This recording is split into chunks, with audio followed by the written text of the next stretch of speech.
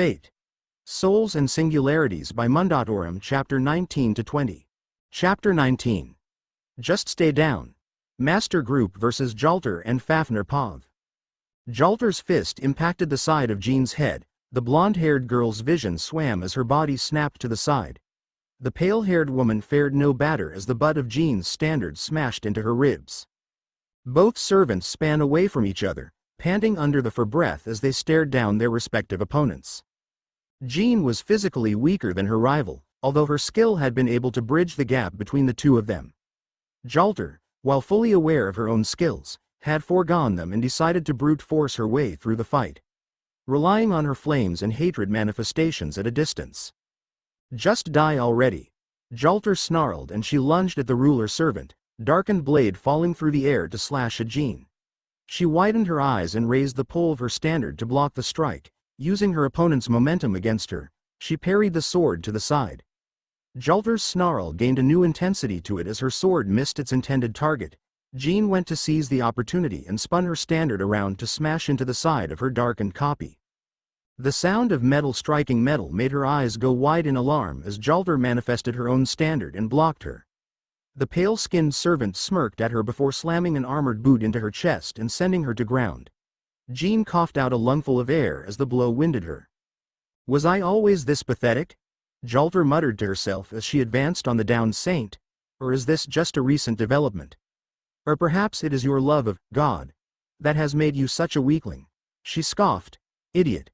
If he was even here, surely he'd have struck me down by now instead of sending my naive other self to beat me.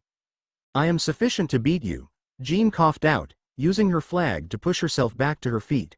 Jalter raised a single eyebrow and pointedly looked at the numerous bruises forming on her before letting out a cackle. Right, she sneered at her.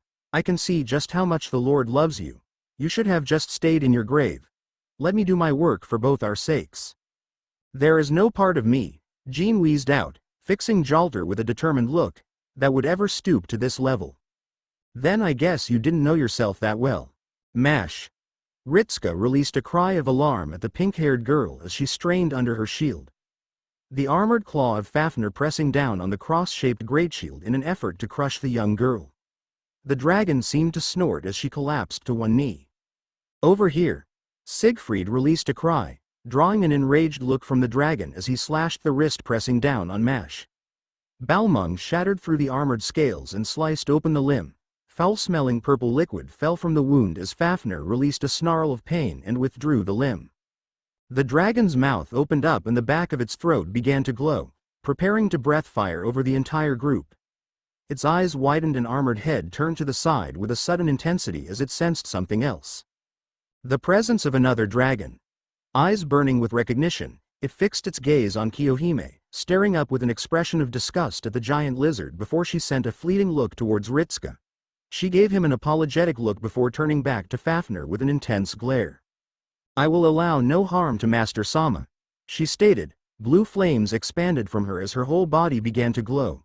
Seconds later she was the epicenter of an explosion. Ritska stared in shock as the blue flames began to coalesce into a serpentine-like appearance. The giant snake made of fire reared back. Glowing white eyes locked onto Fafnir's as the two maintained a staring contest of sorts.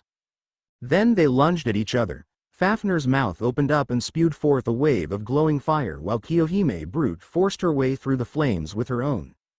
The two reptilian creatures smashed into each other. Fafnir released a roar of hatred as Kiyohime curled herself around him. The blue flames doing nothing to his armored scales, yet the intense heat was enough to cause him considerable discomfort.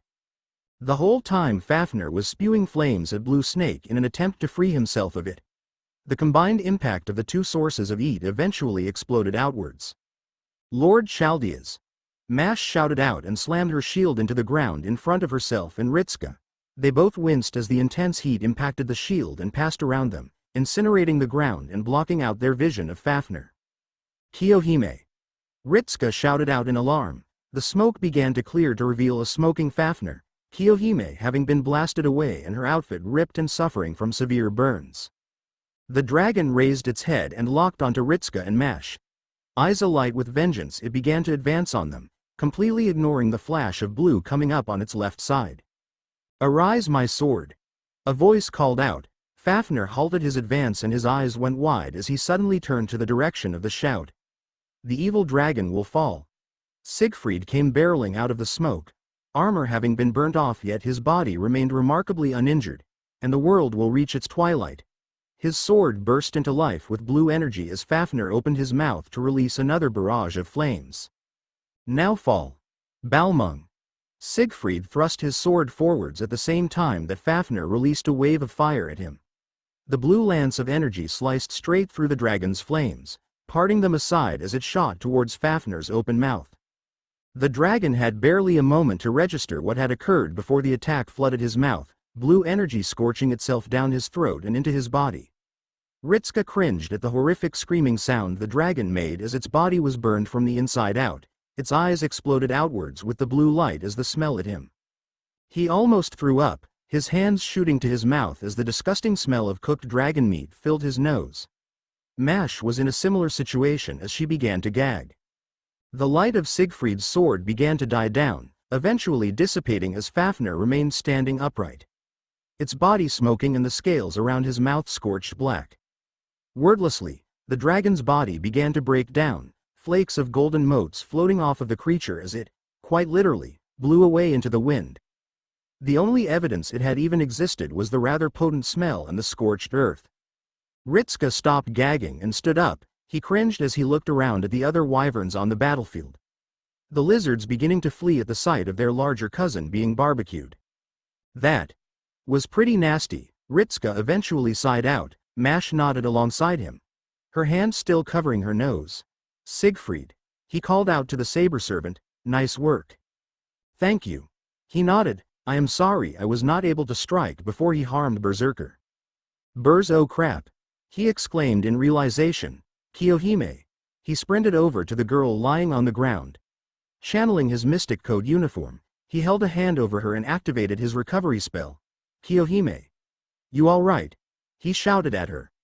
The teal-haired girl blinked awake and fixed Ritska with a look of shame. Master Sama, she began, then looked away from him. I apologize that you had to see something so unsightly. Are you kidding? Ritska scoffed. That was awesome. He grinned at her dumbfounded expression. Why didn't you tell me you could change into a fire snake? Much to his confusion, instead of answering him, she flushed bright red and released a light-hearted giggle. He suddenly realized something else, however. Oh crap. His head darted towards Mash as he helped Kiyohime get back to her feet. We need to help Jean. Impossible. Jalter snapped in shock as she saw Fafnir disappear into motes of light. Her expression went through a multitude of emotions before it settled into one of anger. I can't believe it. You fucking swineherds. She whirled on her duplicate with a borderline crazed expression. You just don't quit. Why couldn't you just die like the dumb little martyr that you are, huh? Jean. A crazed voice shouted out. Jalter looked to the sky to see Giles flying towards her in a wyvern. Oh, my Jean. We must withdraw ourselves. The wyverns are in a panic and the servants have been defeated. TCH. Jalter. Fine. Let's get back to the castle, Giles. She reached out and grasped Giles' hand as he pulled her atop his wyvern.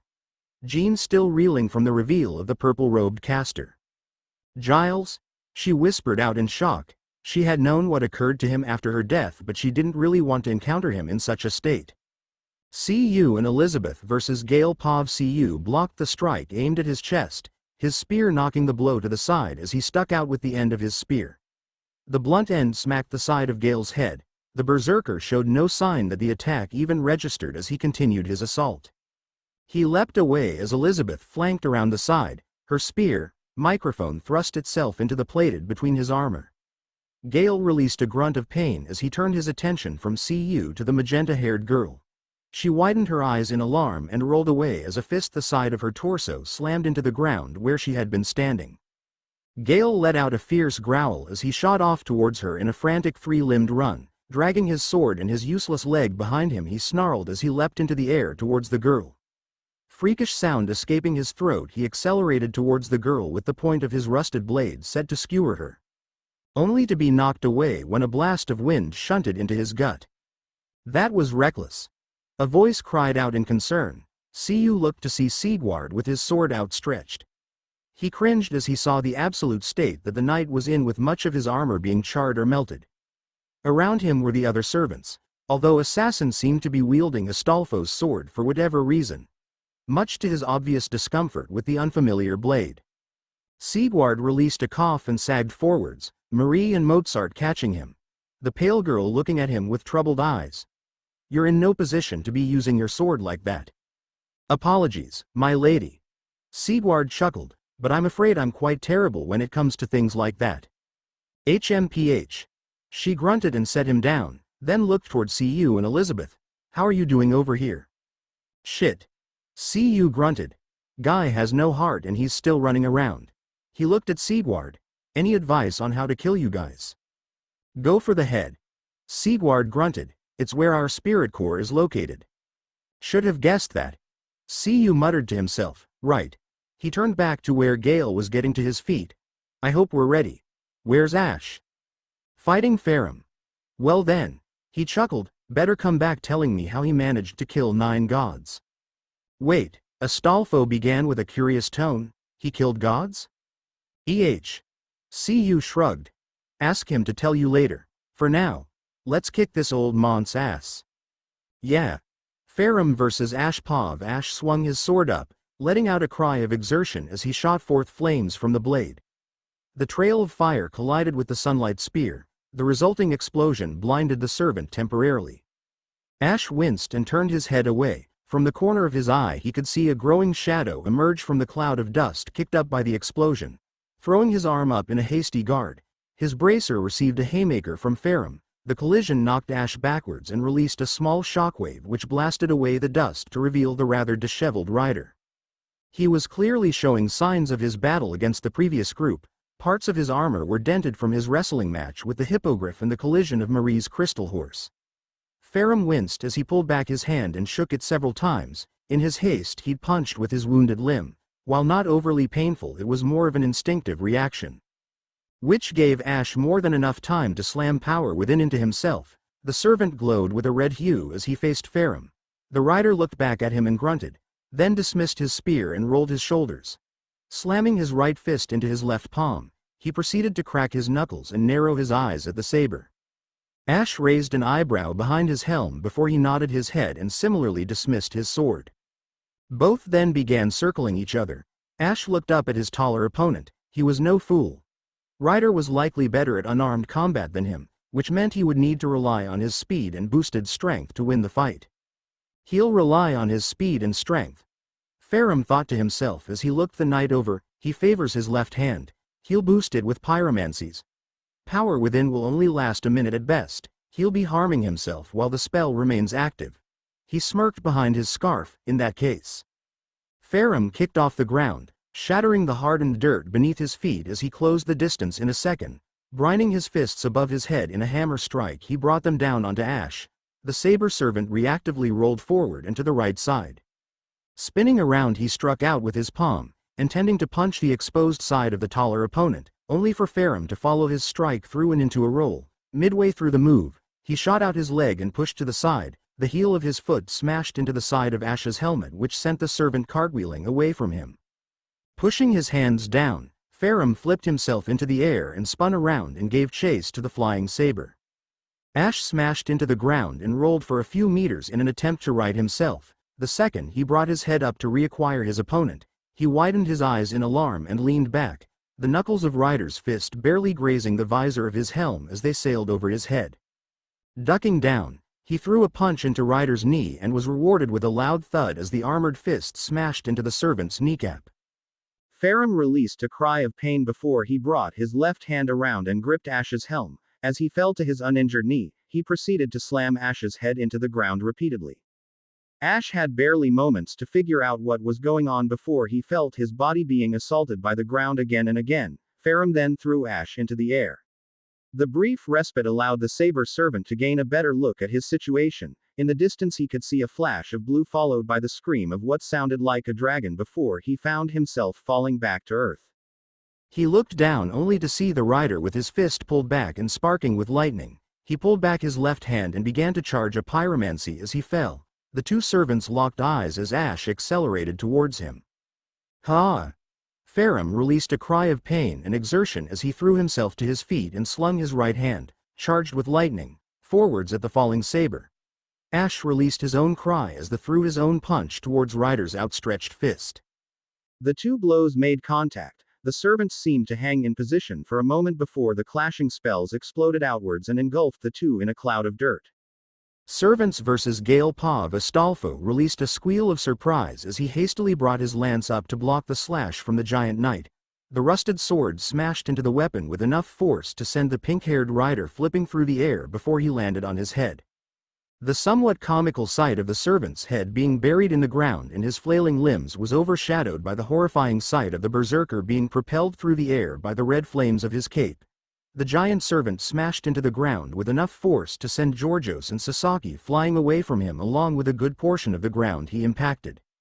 His arm. Sigward cried out. Take his oath oof. He was cut off when Gale bodily slammed into the Onion Knight. The already injured servant was barreled over by the larger berserker. The giant metal gauntlet closed around Sigward's ankle and hoisted the saber into the air. Whoa! Sigward released a cry of alarm as Gale began to swing him around like a makeshift club. Georgios, who had only just picked himself up, was treated to the sight of the pale rounded armor of the saber hurtling towards him before the two smashed into each other. The rider servant released a rather pained grunt as he and the saber servant were forced further into the dirt. The hunched-over berserker turned away from where the saber had impacted his intended target and towards Marie. The pale-haired girl widened her eyes in alarm as she watched the berserker servant coil himself up before he launched into the air. The air behind him burst into flames as his cape propelled him forwards. Sword poised to run the rider through before she could react. For Marie, time seemed to slow as a pale hand pushed her to the side. Her head turned to the side to see the desperate expression on Amadeus' face soften into a relieved look. Marie's face quickly morphed into one of horror as the rusted tip of the executioner's greatsword tore through the thin cloth around the caster's chest. His relieved smile gave way to a scream of agony as the berserker's blade ran him through before smashing into him, the force of the impact blowing Marie away from the pair. Amadeus! A pained cry broke from her mouth. The dust settled to reveal the caster's limp form mounted on the sword before Gale released a triumphant roar and threw the body forwards, the man being flung from the sword and helicoptering through the air before unceremoniously crashing into the dirt. Farum vs. Ash Pav. The metal fist of Ash collided with the open palm of the larger rider servant.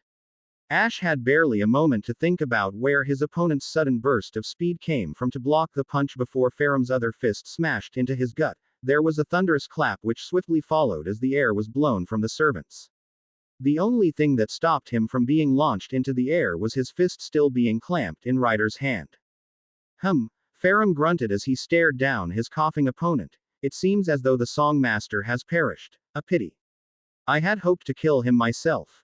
He shrugged before lifting Ash into the air and then slamming him back into the ground. I suppose it matters little. Ash attempted to lift himself off the ground until Ryder stamped down on the back of his head and forced him back to the floor. Farum stared down at the struggling figure before he looked over his right arm. The skin was burnt with parts peeling off as well as spiderweb marks up his arm where his own lightning had rebounded on him. The limb was numb and it was only through sheer luck he figured he could actually grab the punch in time. He looked over to where he sensed the other servants and could see flashed of red flame. It seems that Berserker is a greater warrior than I had imagined. He shook his head and looked down at the saber servant. He held out his left arm and his spear flashed into existence. I believe it is time we end our engagement. He received a mutter from the saber servant, HMPH. He craned down slightly. Speak up. I will hear your last words as a proud warrior of sunlight. I said, Ash replied, slightly louder as he pushed up against the boot. I agree. His left hand burnt a brilliant red before it slammed into the ground. The area around the servant suddenly burst into life as pillars of fire emerged and sent molten clumps of rock and dirt in every direction. Farum was slightly startled by the display until a piece of flaming projectile impacted his exposed skin and burnt him. His eyes immediately narrowed and he jumped away from the pillars, instantly recognizing what the saber had just done. Chaos. He snarled in both shock and recognition. His magic resistance had repelled the saber's pyromancies, but the use of the chaos flames was something he could not resist. A magic born of a perversion of a lord's soul was a complete antithesis to his nature, thus it was one of the few things he could not adequately resist. Ash pushed himself to his feet and brought out his own sword as the pillars died down. He was smirking behind his helmet. He had only intended it to be a distraction. He didn't actually think that the chaos flames could harm Ryder, but he wasn't complaining about this newly discovered boon. You casually fling chaos at me. Farum snarled. Where did you learn it? The smoldering ruins, my lord. Ash replied as he tightened his grip on the onyx blade and assumed a stance, the final resting place of the demons of Izalith. TCH. Farum clicked his tongue. Well played. I did not think your knowledge of pyromancy extended to such a group. Apologies for the deception. He kicked off the ground and towards the rider. The larger servant swung his spear down as the saber approached. The two weapons clashed. Servants versus Gale. Paw of Gale released a snarl before he launched several discs towards Marie and then catapulted himself into the air. Spinning at an awkward angle, he landed squarely in front of Elizabeth. The maroon-haired girl barely had a moment to gape in surprise before an armored backhand cracked across the side of her head and sent her flying as Gale charged CU. Marie tore her eyes away from Amadeus' disappearing body just in time to see the discs of light flying towards her. She widened her eyes in alarm before she scrambled to the side, the discs missing her as they rolled away, and then locked her sigh on the berserker currently dueling the Irish Lancer. CU was frantically blocking blow after blow from the larger servant as he strained against the rather absurd strength of his opponent. Gale abruptly spun his whole body to the side, shoulder-barging Lancer before he bat away Georgios as if he had been an annoying bug. The red-armored saint was sent careening through the air before he smashed into the ground. This is getting annoying, CU grunted out as he got to his feet. Saber was right. Cut off his other arm. Easier said than. Astolfo was cut off when Gale launched himself at the pink-haired rider. The boy paled considerably and let out a small squeak as the giant hurtled towards him. Only to be saved when Marie crashed a glass horse into his chest and ran him into the ground. The red-caped giant rolled for a few meters before getting back to his feet and snarling at the pale-skinned woman. Gale clambered to his arm and single working foot before he released a cry of pain as his left arm was severed from his body. The group blinked in surprise to see Siegfried dart from behind the red giant, Balmung dripping with blood from slicing off the offending limb. Hey guys! Ritska shouted out from behind Mash. Thought you could use some help. It is most appreciated. Sasaki grunted as he rushed the now distracted berserker. The loss of his arm seemed to do little to cow Gale's already legendary rage, as even immobilized he still swung his battered great sword around at any of came close. Ducking underneath the slash, Sasaki thrust Astolfo's sword upwards and through the joint in the armor around Gale's elbow, skewering the limb and causing the rusted sword to fall from his hand. Gale roared and attempted to shake his arm free before a blood-red spear penetrated through the front of the red hood and out of the back of the head. CU held a viscous smirk on his face as the giant went limp moments later. Ripping his lance clean, he stared at the body as it began to dissipate into motes of light. He released a breathless chuckle as the berserker finally died. Say hello to Scathach for me, you undead tough son of a bitch. He looked over to Ritska and grinned. So, how did dragon slaying go? It went well. He nodded. Evil Gene escaped with a caster we think is Giles. He looked around. Where's Ash? Fighting Ryder. By himself. Ritska looked positively shocked by the statement. CU shrugged. Said so. He shook his head. Fight between men. Best not to interfere in that kind of thing. Farum versus Ash. Pav batting the sword upwards with all of his strength. Ash barely managed to parry the thrust before he launched himself forwards. Blade gleaming as it sliced through the air. Ryder leant to the side so the slash barely managed to leave a scratch in his armor before he brought the spear down at Ash's head. The saber kicked the ground underneath himself and leaned back as the spear just narrowly sailed over his helmet. He rolled backwards before he shot back to his feet. Perhaps we have indulged too much. Farum chuckled as his spear began to light up. For you, follower of my faith, I will grant you the honor of receiving my strongest blow. Ash narrowed his eyes behind his helm as he placed his palm along his sword. In that case, my lord, I shall respond in kind. Excellent. Farum nodded as his spear crackled with lightning. This spear is sunlight itself. This sword is the humanity given form. The glow of the dawn shall encompass all. The dark soul shall shine in the night. This thrust shall bring Li. Farum cut himself off as his eyes went wide, then looked to the sky with a wrathful expression. Don't you dare rob me of this UWH. With a flash of light he was gone, leaving Ash alone in the field with a burning sword. The saber servant gaped at the missing rider, then looked around to see where he had gone. All he could see were fleeing wyverns and the celebration of the surviving French soldiers. He slumped, although still remained on guard before he scowled at a realization, a command seal, he snarled. Both himself and Ryder had been denied the climax of their battle by the Dragon Witch. It would explain why his lord had been so enraged before his departure. He turned in the direction of his master and sprinted. Master Group Pov. He's a god.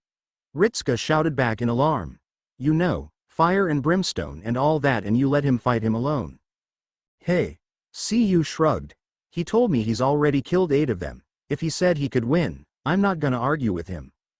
Who left him alone with Ryder? He sighed and looked to the group. The only servants who weren't looking off were CU and Elizabeth. Great, he muttered, seemingly realizing something. He looked around again before blinking. Where's Mozart? Ah.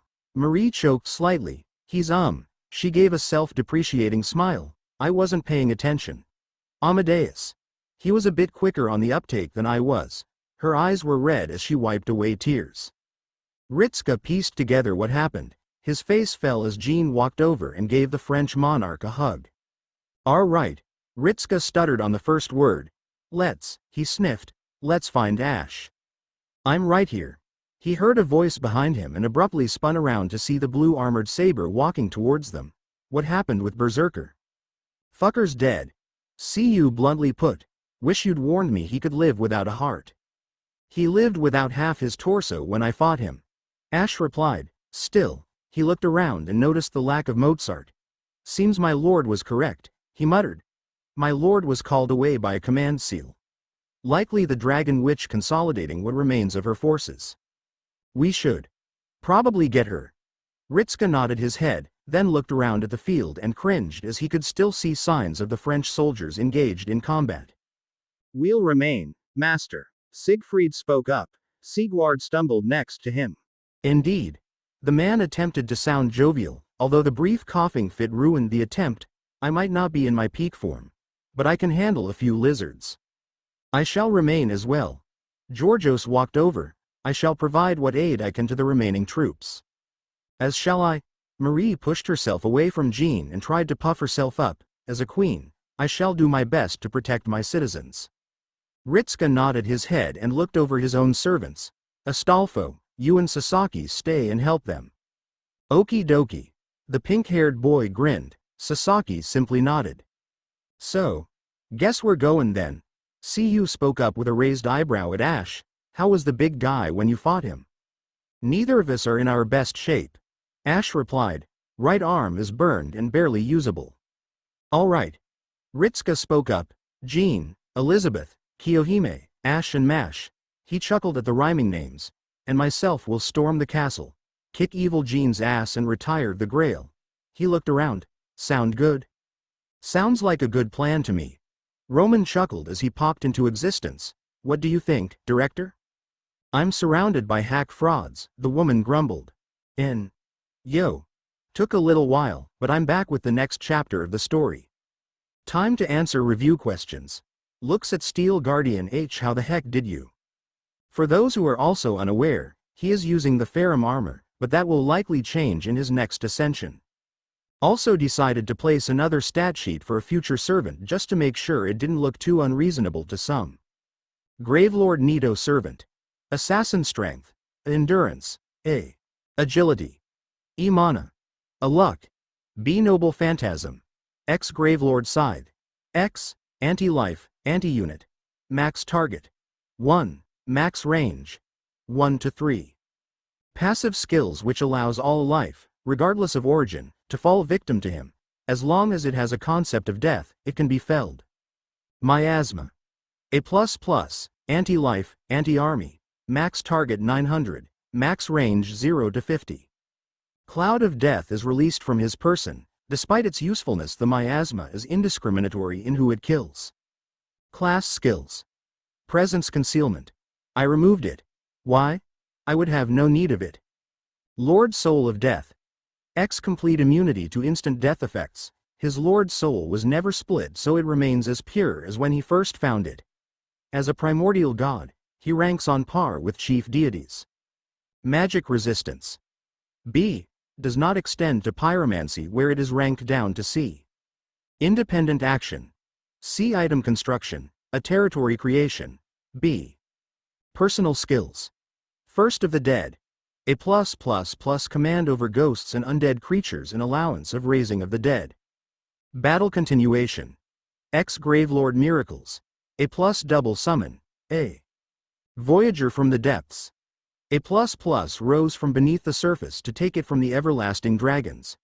He is triumphant in the face of adversity when all seems hopeless. It is when he shines most. For better or worse, he achieved a greatness which brought forth the end of the Age of Ancients. Welcome to Fanfic Audiobook, your go-to place for immersive audiobooks. If you enjoy the content, don't forget to like the video and subscribe to our channel for more amazing stories. Chapter 20. Pushed once too many. Master Group. Come on guys, Ritska shouted as he sprinted towards the castle.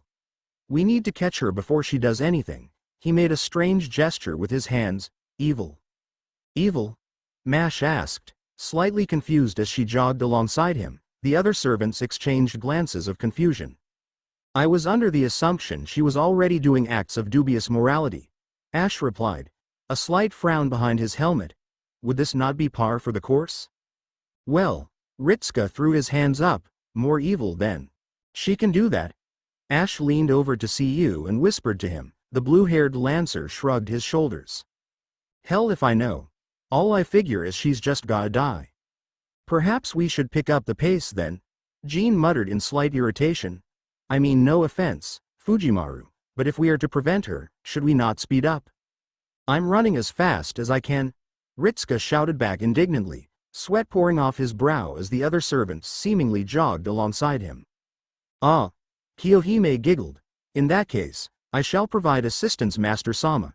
She grinned, then immediately picked Ritska up into a bridal carry and broke off into a sprint towards the castle, much to the sputtering embarrassment of the boy and the childish glee from the berserker. Senpei. Mash cried out at the same time and picked up her pace to chase the pair down. Stupid lizard. Elizabeth shouted at her, we're in the middle of a serious moment here. You ever see anything like this? See you, asked Ash. The saber servant shook his head. Thank the gods, neither have I. Why, you don't need to carry me, Kyo. Ristuka was cut off when the side of the castle promptly exploded outwards. The group skidded to a halt as a bright beam of lighting carved up through the side of the walls of the fortress and then arced into the sky before being cut off. That was my lord, Ash cried out. I would recognize that lightning anywhere. What the hell is he doing then? Siyu shouted out in confusion. A wall on the opposite side exploded outwards in a purple haze of fire. That was the other Jean. The true Jean shouted out in surprise. They're fighting someone in there. But the only people there are Giles, her and Ritska trailed off as his eyes went wide in realization. He's mad about not being able to finish his fight. He shouted out, remember. He turned to Mash with a wide grin. He said that the dragon witch kept insulting his pride. She cut him off from his duel before he could finish. Mash widened her eyes. The dragon witch must have run out of command seals to stop him. They're killing each other. Ritska turned back to the castle. Onwards. Let's see what's happening in there. Of course. Kiyohime nodded her head and sprinted off with the boy still in her grasp. Farum and Jalter Pav. Insult after insult. Farum kicked a lump of wall at Jalter. The woman snarled and punched it, the projectile crumbling into dust under the force of her blow. She was quickly forced to bring up her standard to block the downward strike from the larger rider. Her knees buckled and the stone beneath her feet cracked as the sword spear slammed into the flag pole. My Jean! Giles' frantic cry echoed throughout the room. His bug eyes narrowed and a manic snarl overtook his face as he opened up his book and summoned forth nearly a dozen of the eldritch abominations from the nearby corpses. Unhand her, betrayer! Betrayer! Farum growled out in increasing anger. You dare to lecture me of betrayal? He lashed out with a kick.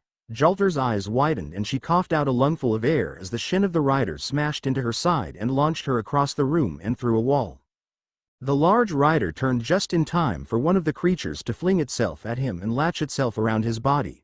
Razor-sharp teeth from the giant circular buried themselves into his shoulder and punched through the thin armor as he let out a grunt of pain. He reached up to rip the creature free when another one wrapped its tentacles around his arms and tightened their grip. He grunted as he pulled. He proved the stronger force as with a roar of anger he jerked his arm forwards. The creature was lifted off of the ground and into the air. Farum released another cry of rage before he slammed the beast into the ground.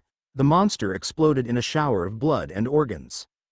Shaking his right arm free of the limp tentacles, he reached up and clamped down on what he assumed was the back of the beast's head.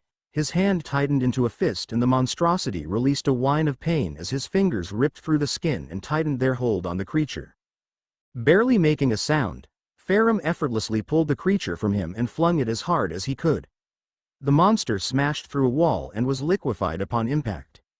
How? Jalter snarled as she re-emerged from the hole in the wall. The command seals. Created a paradox, you charlatan. He snapped at her as he fixed her with a venomous look. Use all my power to defeat my enemy even if it means my death, and do nothing to jeopardize your safety if I do kill myself. He cracked his knuckles as more of Giles' summons closed in on him. I recognize you as my enemy, which means I will do everything to kill you even if it means my death. A vicious smirk made its way onto his face. Fortunately, your second command seal will take care of that. After I snap your neck with my bare hands, I will ultimately be forced to end my own life. But I will have killed my enemy even if it means my death. Jalter fumed with rage at the loophole he somehow discovered. Giles. She screamed. Kill him. I need to summon more servants. I think not. USWI. He charged her when the creatures latched themselves around his legs and back and forced him to halt his charge. I will not be denied. Lashing out with his free arms, he swung wildly at the beasts at his feet. Blow and blow destroyed their bodies and left Farum covered in purple blood. Giles watched with a grim expression. The rider would eventually break through his summons. His expression morphed into a grin. But by then his dear Jean would have already summoned the necessary forces to kill this parasite. She would win and this would all be over soon. Holy shit. A voice called out from the other end of the room. Giles whirled around with a shocked expression to the source, only to see the enemies of Jean storm into the room with the mockery of his Jean. Master Group Pav. I hear them up ahead. Ritska shouted out. CU ran first and then kicked the doors open. Just in time to see Ryder lift one of the tentacle creatures into the air and rip it in half in a rather bloody display of strength. Holy shit! The blue-haired lancer exclaimed. Interlopers! A shrill voice cried out. The group looked away from Ryder to see the bug-eyed caster fixing them with an enraged glare. You will not impede Jean. Take him out! Ritska shouted out and pointed at the caster. He leapt from Keoheim's grip as the servants charged the caster. Kill them! Giles shrieked and pointed at the charging servants. Nearly a dozen of his summons screamed out and flung themselves towards the charging group. My lord! Ash sprinted towards the rider and swung his blade. He sliced away the monster holding the back of the larger rider. The god grunted as he raised his foot and stamped down on the summon attached to his leg. The creature exploded as the boot crushed it before the servant turned and stared Ash down. It seems we shall be unable to finish out duel. Ryder grumbled as he manifested his spear. The witch intends to summon more servants. He spun on his heel and marched to the door at the far end of the room. The caster should be little challenge to you, were his parting words as he slammed open the doors and disappeared down a corridor. Curse you! Curse you! Curse you! Giles screamed aloud as he began flinging mana projectiles from his hands at the group as they wrestled with the summons. Giles! Stop this madness, please! Jean pleaded with a desperate look as she pushed one of the creatures off of her. Spinning her standard so it was pointed downwards, she thrust through the open mouth of the monster and nailed it to the floor. Ah, Jean! Giles gave her a deranged grin. How it saddens me to see you reduced thusly. So blind to what has been done to you. Truly God has cursed me so to see your cursed self alongside your freed person. Cursed?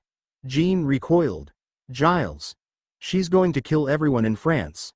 The country we fought to protect, you and me, side by side as comrades. How can you allow this? Ah, Giles shook his head. You poor, poor thing. I fought for you, dear Jean. I fought for France because you fought for it. His face turned enraged, but they killed you. For all your sacrifices for these people, they murdered you. Therefore, I will aid your perfect form in delivering justice. A wide grin threatened to split his face. She will give France exactly what they deserve for killing you. Less talk. Cu snarled as he punted away a summon with his spear. More killing. Indeed, Jean's face turned remorseful. Giles. My old friend. I shall set you free of this madness. Worry not, dear Jean. Giles replied. Even if you are an ignorant copy of the real figure, I shall end your life painlessly. Kiyohime snarled and took in a lungful of air before flicking her fan away from her mouth and breathing forth a small wave of fire. The creatures in front of her wailed and screamed as their flesh was sizzled and a rancid smell of burnt abominations spread through the room.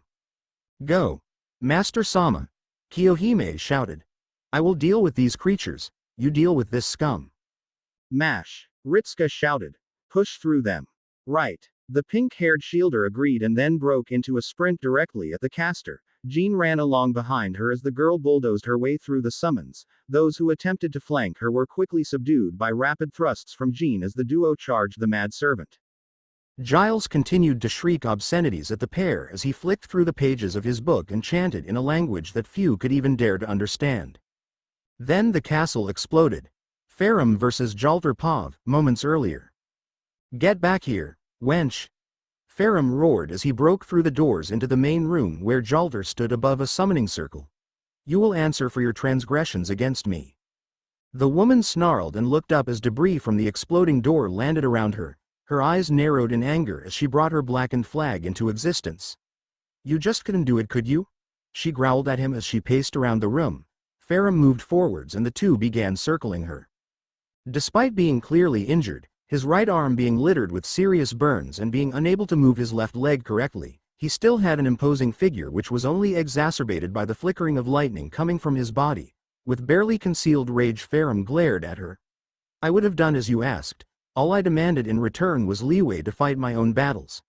But you couldn't even grasp something as simple as that, could you? I summoned you to fight and die. Jalter snarled. That's what servants are for. You just had to do what I asked and we all would have been content with the result. What result? Ferrum roared. What would have been left after your mindless slaughter? Fields of ash and dirt. That is no war, that is simply the result of a petulant child throwing a fit because life failed to yield itself in a way she desired. They betrayed me. She screamed back. They deserve to be wiped out. This whole fucking country betrayed me. Ferrum stopped pacing and leveled an unimpressed stare at her. You truly are pathetic, aren't you? Despite your boasts and power, you have done everything to undermine yourself. He chuckled. Your own cause is alien even to your disgusting spirit that your soul can't abide it. Fighting city by city. He smirked at her. If you truly wanted this country ashes, you would have simply released your wyverns and the dragon en masse. Instead in small groups. Shut up. She charged him. Ryder flicked his left hand and brought forth his spear and blocked an overhead strike aimed at his torso. He winced as his damaged leg was placed under a great deal of strain in blocking the blow. With a cry of exertion, he pushed his spear to the side, sending Jalter stumbling slightly before he struck out with his right arm. He released a grunt of pain as he swung the bag of his wounded arm like a club at the ruler's servant. Jalter growled as she saw the blow coming and responded by punching forwards and smashing her armored knuckles into the back of Ryder's wrist. There was a loud cracking sound as the servant's wrist broke and he instantly recoiled his arm with a cry of pain. Taking advantage, Jalter rushed forwards and tried to skewer the giant Ryder. Ferrum narrowed his eyes and threw his whole body to the side while sweeping his spear towards her. The weapon released a blast of lightning. The woman smirked as the blast of electricity smacked into an invisible barrier in front of her and exploded outwards. When the smoke cleared, she was revealed to be untouched from the attack. Magic resistance, idiot. She gave a scoff. Your petty little lightning tricks are oof. She was cut off and spittle flew from her mouth as in a burst of speed Ryder leapt at her from the ground and delivered a massive kick at her solar plexus with his right leg. What little armor she had did little to protect her as the impact released a small shockwave before she was sent flying through the air and smashing into a wall. You never learn when to cease your prattle, Do you? Farum huffed as he lowered his leg and tightened his grip on his spear. Regardless of how this ends, if I cannot have the head of a worthy combatant, I shall settle for yours. You'll settle for nothing. A voice roared out from the broken wall. Jalter burst forth with a murderous look on her face and blood dripping from the corner of her mouth. She fixed Ryder with a glare which could melt steel as the air around her began to heat up. Farum scowled as he raised his spear above his head and twirled it so it was facing downwards. With a sickening crack he forcibly popped his right hand back into position and moved it to tighten its hold on his spear. This is the strength of sunlight. This is the howl of a soul filled with hatred. Jalter ripped her blackened sword free from her scabbard as the space around her burst into flames which radiated a malignant energy. The purity of its strength banishes all, the agony of a burning spirit. Cry forth with the glow of the sun itself. Le grandement du haine. Jalter thrust her sword forwards, sending forth a river of fire which smashed into Ryder. The servant gave little indication of being affected even as burning columns erupted from the ground around him. The area beneath his feet exploded outwards as pikes thrust upwards towards his body. As they did he thrust his spear downwards, solis ab osta, and slammed the glowing point of the spear into the ground in between the thrusting pikes. The lance exploded with a bright light which instantly engulfed the room and was swiftly followed by an explosion of power which consumed both Jalter and Farum. Master Group Pav. Ritska coughed as his vision returned. He blinked a few times and shook his head. Looking upwards he saw the endless visor of ash staring back down at him. He looked at their position to see the servant had quickly thrown himself over the master in order to shield him from the blast. Ritska released another violent cough. What happened? He looked around as Ash returned to his feet and extended a hand to the downed boy. Ritska clasped the hand and let out a startled gasp as Ash pulled him back to his feet in an instant. Where is everyone? Here. Are you all right, Senpei? Master Sama. My dress. This was my best idol outfit. Ouch. The last one came from Lancer as he pushed his way out from underneath the largest pile of rubble. What the shit? CU grumbled as he looked around, then saw that the once spacious room they were in was now little more than a ruin. The walls had been blasted outwards and there were large holes in the ceiling. What happened there? Romani's panicked voice called in. Ritska held up his wrist and allowed the hologram to appear. We suddenly picked up readings which showed a massive release of magical energy. Are you all okay down there? Fine. Ritska coughed out and rubbed his throat, his entire body covered in dust. Anyone know what happened? My lord said he would go on ahead. Ash pointed at the adjacent room, now exposed to them to reveal little more than a scorched pile of rubble. Think he got her? CU coughed out and looked around. Where's that bug-eyed creep? I lost sight of him aft. Mash attempted to explain, until the sound of exploding stone forced her head to snap towards the opened-up area. The entire group quickly turned their attention as a pile of rubble blasted outwards and sent lumps of debris in all directions. A black gauntlet punched through and into the air before snapping downwards and clamping down on the ground. From the pile, the pale-skinned and darkened figure of the dragon witch climbed out. The woman was bleeding from multiple cuts on her body. Much of her armor had been burnt off and scorched, with pieces of her clothes having been incinerated to reveal exposed and charred sections of skin along her shoulders and waist. The woman craned her head around as she took in her position until she saw the Chaldea servants staring at her. Her lips curled into a snarl as she took a step forwards, then buckled and collapsed to her knees, her broken flag being the only thing that kept her from falling over completely. Panting and coughing out blood, she kept a hated look in her eyes which intensified when Jean began to approach her. Jean. Ritska called out in worry. The saint turned back to him and shook her head, the message being conveyed. Reluctantly Ritska acquiesced and allowed her to advance. Bet. Jalter attempted to speak then coughed out again. Bet you're loving seeing my like this, she sneered. Jean stopped a few feet from her and stared down at her with a saddened expression, saying nothing which only seemed to anger the dragon witch further. Well, she screamed. Say something, you bitch, fucking kill me now if you have the guts. I won't be this pathetic for long, and when I get back on my feet I'll rip you and those servants behind you to pieces. What happened to you? Jean eventually said, the words coming out as a low mutter, but she was close enough for her duplicate to hear. The dragon witch's face contorted into one of incredulity as she stared at her other self. Are you stupid? She bluntly put. Has all that bowing and scraping to a vacant god robbed you of your intelligence? She coughed out and let loose a bitter chuckle. They betrayed me. You think that didn't piss me off? That they didn't deserve this? I would never resort to this. Jean replied. I knew I would never live a peaceful life the moment I picked up that flag. No matter what the end was, I would accept it. Then I guess you really don't know yourself at all, do you? Jalter sneered. Jean surprisingly nodded her head at her. I suppose so, she replied. However, I have thought much on you. Perhaps I don't know myself truly, and if you will answer me this one question, I will accept that perhaps there was a small part of me that did want this. Peeved, Jalter attempted to laugh, which only turned into a coughing fit. Fine, dumbass. Ask your question. Do you remember Mother? What? Mother? Jean replied, her face turning into a nostalgic smile. The woman who raised us. Who raised you? Who would sing to you every night to help you go to sleep?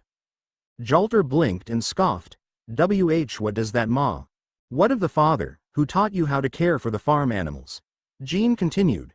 Who showed you how to milk cows and care for sheep? That docen. Because I remember them. Her smile became sadder, because not matter how dark or bloody the battles I fought became, I would always remember the happy life of that simple little peasant girl. I don't. Jalter began to blink as her face morphed into a frustrated expression as she raked her mind for memories which didn't exist. You can't remember. Can you? Jean muttered softly.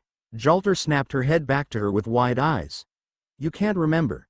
Because they aren't there. And no. Jalter snarled and pushed herself to her feet. What does it matter if I can't remember my days mucking around in pig shit? I am Jeanne d'Arc. A dark aura manifested around her as she threw away her broken banner. You want to make yourself believe I'm some kind of magical clone? Fine. She screamed and clenched her fists. Beat me then. Prove that your love is better than my despair. Jean stared at the figure, barely on her feet and glaring down at her. Despite the obvious power her dragon witch counterpart had, it was clear that even then it would do little to aid her in her current state. As you wish, Jean whispered and closed her eyes, her banner disappearing as she walked towards her counterpart. Then I shall defeat you not with hatred, but with sadness. Come on then. Jalter snarled and threw her whole body forwards. She went for a clumsy punch aimed in Jean's head. The woman ducked under the blow and lashed out with a fast jab into the woman's injured side. Jalter's body briefly spasmed as the impact registered, causing her to retreat slightly. As she did, Jean advanced and caught the woman with an uppercut. Jalter stumbled back as blood flew from her mouth. Her eyes narrowed as she launched an overhead punch at the saint. Jean's head snapped to the side as the fist caught her just above her right eye and sent her lurching to the left.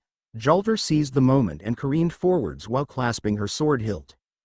Jean's eye went wide as the dragon witch ripped the blade clean of its scabbard and went for a thrust. Jean clasped her hand around an invisible pole as her opponent thrust towards her.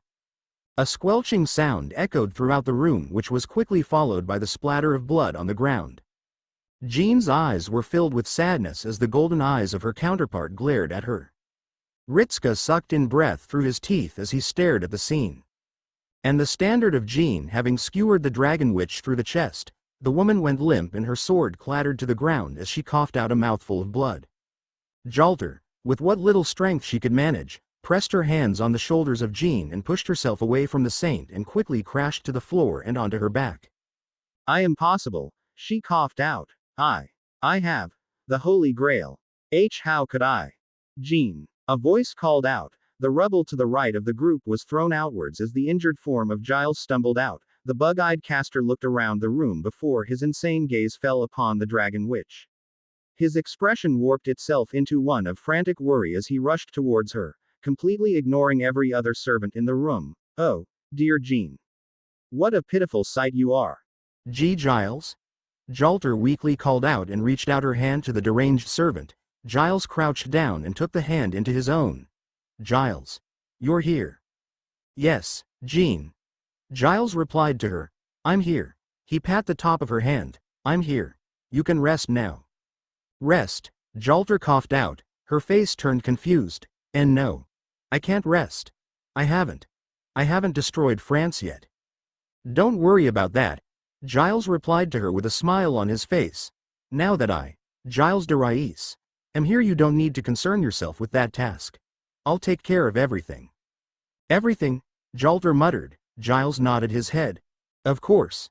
You're just feeling a little tired right now, he replied as her legs began to turn into golden motes of light. Just a little sleepy. Close your eyes and rest. I'll have taken care of everything when you wake. Of course. Jalter feebly nodded her head. I'll rest. With you at my side, Giles. She trailed off and closed her eyes. Her form quickly being blown away into the wind. There was a clatter of metal as the Grail fell to the ground where the woman had been. The Holy Grail. Romani shouted out. How can that be there? Because the dragon witch wasn't me. Jean narrowed her eyes. She was never a servant from the throne. But she still possessed the strength and skill you would have expected the Grail to grant her. Then, Ritska took on a confused face. Then how was the dragon witch even here? Because, Jean replied, never taking her eyes off the hunched-over form of Giles. The man chuckled as he stood to his feet and turned around. You always did have a powerful intuition. Giles spoke in a jovial tone. Yes, he held out a hand in front of him to reveal the Grail. She was my wish. What? Mash recoiled in surprise. Your wish? Ash inquired. You created her. I wished only for the revival of Jean. Giles replied. That was all I ever wanted of the Grail. A wish from the bottom of my heart. His face warped into one of anger. But the Grail, the omnipotent wish-granting device that it is, said such a thing was impossible, he screamed. But I only wished for you and you alone. Thus I created you. A saint I envisaged. The saint I saw. The saint this country who betrayed her deserved. But she never knew that, did she? Jean asked with a frown, because I could never become your dragon witch. I was betrayed and mocked. But I could never hate my homeland even after all that happened. Ah, Jean. Giles' face returned to a more serene expression. Your words always are too kind. But you forget. Even if you never hated this country, his eyes went wide and veins along his neck bulged as his face contorted with rage. But I always hated this country for what they did to you, for this betrayal. I would tear this very country down and be you. He was cut off by a flash of steel. Everyone recoiled in surprise as the two halves of Giles fell to the ground. The Grail dropped from his hand and rolled before bumping into the feet of the man who cut down the ranting caster. Everyone seemed to realize the presence of Farum. The rider was breathing heavily as several holes could be seen in his chest which revealed horrific burns across his body. He let out a bloodied cough as he let his spear fade away before he crouched down and picked up the Grail. This was all caused by the machinations of a madman? Farum mused as he stared at his reflection in the chalice. What a horrible joke this is. He looked over to Ritska. Here, boy. Claim your prize from this pathetic affair. He threw the Grail over to him. Ritska gaped and then juggled the Grail in his hands before he grabbed it and clutched it close. Honestly, Farum coughed out as he limped over to a large piece of debris and sat down. I should have simply killed her the second she summoned me. My lord, Ash walked over to him. Farum looked up and chuckled. We never shall finish our duel, apologies. Farum waved him off. My summoning here has been a joke from start to finish. A grand insult. Of all the duels I fought in, I wasn't able to kill a single fighter. He looked away and back at Ritska. You are the summoner? Why, yes. Ritska nodded and looked Farum up and down. You aren't going to fight us, are you? Farum stared at him, then looked down at the visible wounds to his body and the holes which went straight through him, then looked back up at Ritska. That would be embarrassing for all involved. Just, if you ever summon me, make sure I can at least kill something. Sure. Ritska nodded his head. We'll bring you to the craziest singularity we can find. HMPH, Farum chuckled as he began to crumble into golden motes. I will hold you to that. Confirming death of Dragon Witch, Giles de Rais and Farum. Romani called out, confirmed retrieval of the Grail. This timeline is going to reset itself. Preparing for a return reshift. You're leaving, so soon? Jean turned to them. We have more work. Ritska shrugged and smiled, but I'm sure we'll meet again. Indeed. Jean nodded her head, Rituska nodded back and then found his right arm being yanked towards Kiyohime. Ash remained staring at the spot where Farum vanished as Cu walked up to him. You good? I believe so. Ash replied. He never did get his duel. No, Cu clicked his tongue. Poor bastard. Can't think of a worse insult for a warrior. Well, perhaps we shall see him again. Cu chuckled and slapped Ash on the back of the shoulder. I hope so too. Me and him are also due for a rematch. As am I, Ash nodded. Cu looked over at Ritsuka fighting off the dragon girl while Mash tried to put herself in between the two. I'm tired, the blue-haired lancer muttered. This has been a crazy fight. Apparently we've only just begun. Ash sighed. Think Chaldea has a tavern? Tavern? Ash turned to him. You refer to a place of gathering? Yeah. Cu nodded. Beer. Can you drink beer? Undead taste buds are virtually non-existent, Ash replied. It would need to be potent for us to even register the effects of any liquid. It is why we consume Estus for more than its healing qualities. So, you need super alcohol then? When Ash nodded, Cu's grin became shark-like, best kind there is.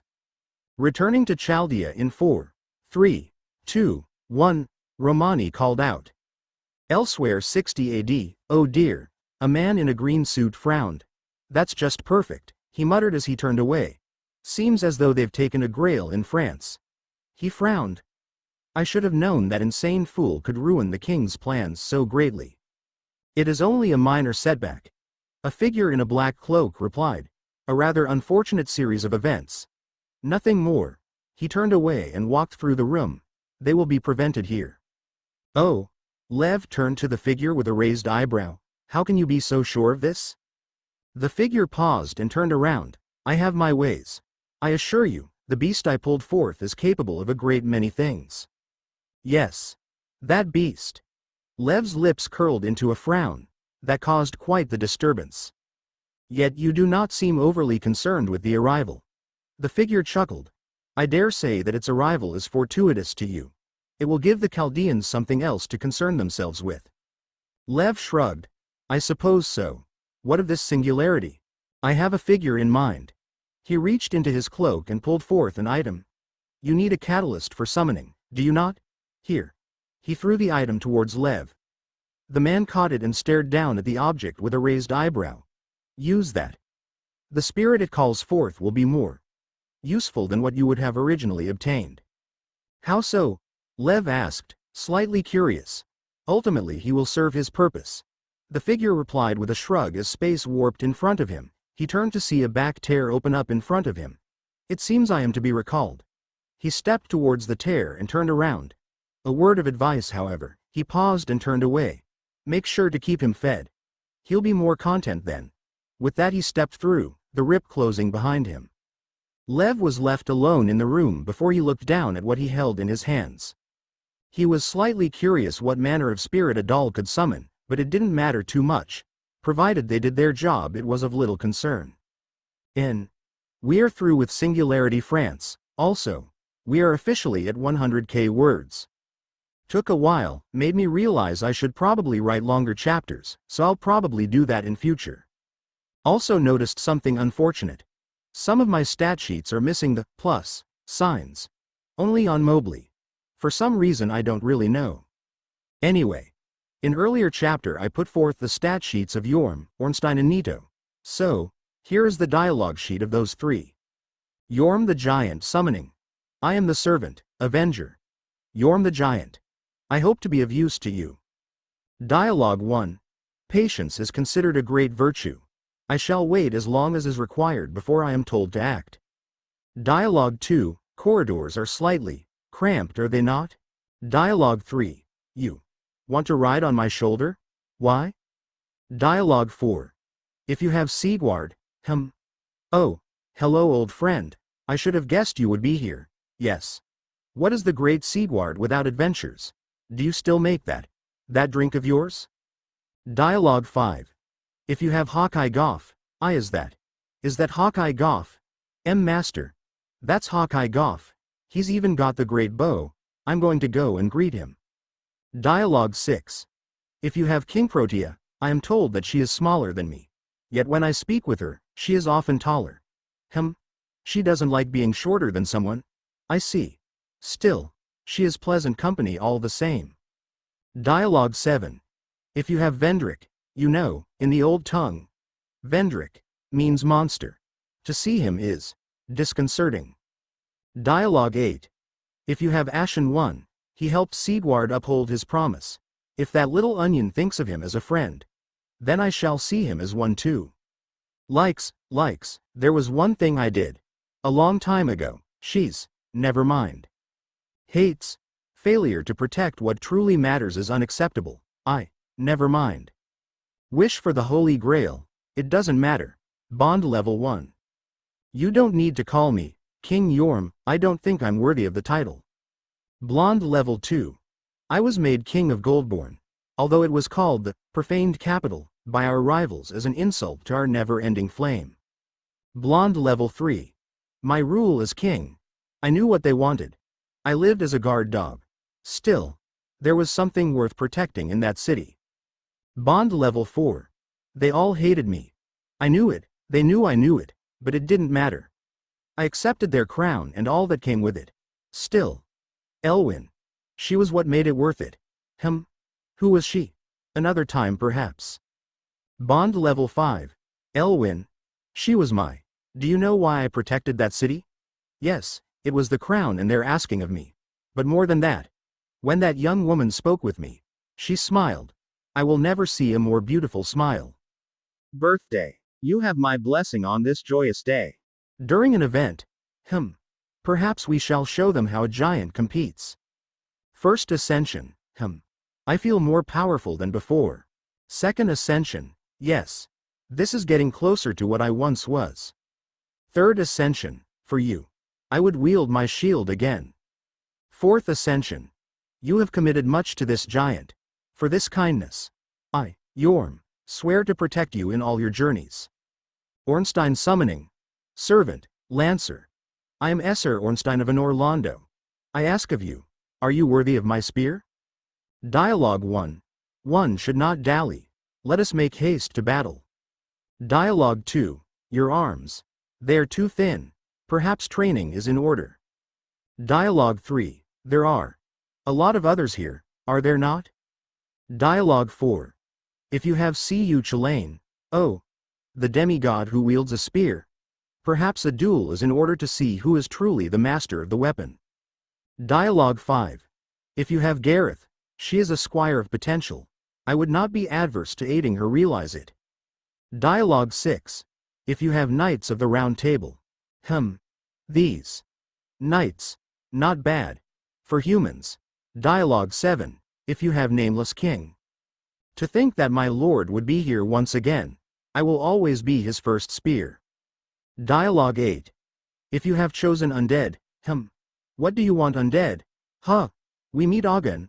What do you mean? You and I have never. In Orlando? I left. Oh, Gwendolyn. Dialogue 9. If you have Gwendolyn, Lord Gwendolyn. It pleases me to see you. Yes. I did abandon my post. Yes. Lord Ferrum always was charismatic. Dialogue 10. If you have Artorias, Esser Artorias. Sit down here. You and I are going to discuss your infidelity and why is a bad idea. Dialogue 11. If you have Kieran. If you are looking for an assassin, she is the best. Not my preferred approach, but it needs doing. Dialogue 12. If you have Gale. That servant. In the Red Hood. When we pass each other I sense a strange feeling. As if I know him from somewhere. Dialogue 13. If you have Hawkeye Goff. He can see again. That much is good. He never missed a shot in the Great War. When we caught those who filled his helm with resin. Well. Kieran always was fond of the giant. Likes. Training. If you are to fight, you must be prepared. Hates. I would say betrayal, but that would make me a hypocrite. Therefore, I shall say an inability to remain true to friendships. Wish for the Holy Grail. I don't have one. Although, perhaps seeing Lord Ferrum return to his rightful place. Bond level 1. You have some potential. Do not allow yourself to die before it is realized. Blonde level 2. I can see it now. Your growth. You could never be a silver knight, but perhaps a talented squire. Blonde level 3. You shall be joining me in the training rooms. I have elected to teach you personally. Bond level 4. Yes. I can see it now. You have made fine progress. You are a most excellent squire. Bond level 5. It has been quite a journey. I would have no shame in raising my spear in your name. You might be an adequate squire, but you are certainly a capable lord. For a human. Birthday. Blessings of the sun on this day, during an event. Let us go. I am eager to see your skills in action. First ascension. Ah yes. This is most sufficient. Second ascension. Another one. Good. I believe my armor is shinier, yes. Third ascension. A cape. Yes, it was typically only worn for parades and tournaments.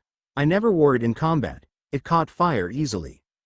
Fourth ascension. Come then, squire. Let me show you what the captain of Gwyn's knights can do. Nito summoning. Human. How? Curious. I am Nito. First of the dead. I have been summoned as an assassin. Dialogue 1. Why do you sky away from me? Is my appearance unsettling? Heh. Dialogue 2. You had best not wait too long to move. Dialogue 3. I do hope you don't die quickly. I haven't been invested in something in quite a while. Dialogue 4. If you have a Reshkagal. What a strange thing. So this is my counterpart? She cares for the dead. I gave up on such a thing. There is little point in caring for the departed. I cannot change fate in such a way. Dialogue 5. If you have first Hassan. You say he is not a god of death. How peculiar. He would fit the role quite well. Dialogue 6. If you have Natokris. You have a link to the dead, don't you? How strange. Dialogue 7. If you have Valkyries. I'm not a wraith. If you try and harvest my soul to your afterlife, I will reap you here and now. Dialogue 8. If you have Jack the Ripper. She hides under my cloak sometimes. I once caught her trying to play music with my ribs. Dialogue 9. If you have Natokris, assassin, stage 1. If I discover you are mocking me, I shall be displeased. Dialogue 10. If you have undead servants, disgusting things. Why do I hate them? I control death. I am death. They are undead. A perversion of the natural cycle. Dialogue 11. If you have chosen undead, should I be more angered he killed me? Perhaps. Although considering I accepted that all things must one day die, I have little room to complain. Dialogue 12. If you have Gilgamesh, so he set about separating humanity from the gods. Why should I care? They'll still die just the same. Dialogue 13. If you have Gwyndolin, if it isn't the good little Prince Ling, doing all that dear old Gwyn wished of him. Halfwit always was too dependent on the whims of that fool. Likes, death. Hates, immortality and undeath. Truly repugnant things. Wish for the Holy Grail. You have such human-like thinking to believe I would need a wish-granting device to uphold the basic concept of dying. Bond level 1. I am death and you are my master. What does that say about you that I am in your company? Blonde level 2. How strange. Most humans would be disturbed by my presence. Yet you seem to be uncaring of my role. Blonde level 3.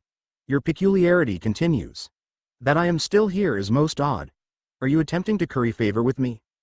Bond level 4. So you do not seek to try and convince me to grant you extended life. Most would beg for such a thing. Yet you do not. Bond level 5. You will die one day. I will make sure of it, but I do hope it is not too soon. It would be terribly dull without your being here. Birthday. How does it feel? To be closer to death. During an event. What is that noise? First ascension. Death is inevitable. Thus so am I. Second ascension. This power. It is all for the simple cycle of life.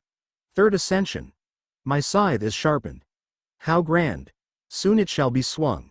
Fourth ascension. Let us make haste. There are corpses to make, graves to fill and souls to harvest.